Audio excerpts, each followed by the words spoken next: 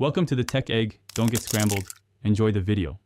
You need the family organizer role and a valid payment method on file. Once you confirm those, open Settings and go straight to Family Sharing. Tap the organizer name because that is where payment controls live. Make sure the method shows as default and supported. If not, add a card or payment option now. Once done, verify each family member's account appears. This prepares you to assign shared billing and avoids interruptions when purchases occur. With the organizer selected, enable Share Payment Method or Purchase Sharing. You're telling the system to route family purchases to one account.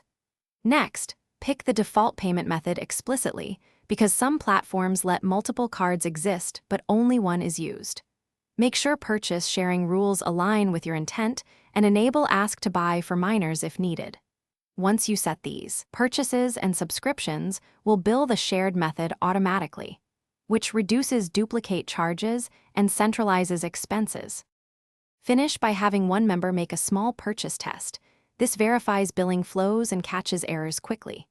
If a charge fails, check card number, expiration, CVV, and billing address because those mismatches are the most common cause. Make sure the organizer's account has no outstanding verification steps.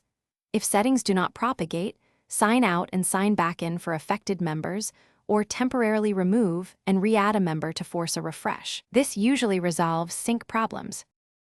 Thanks for watching. Consider subscribing if I helped unscramble your problems.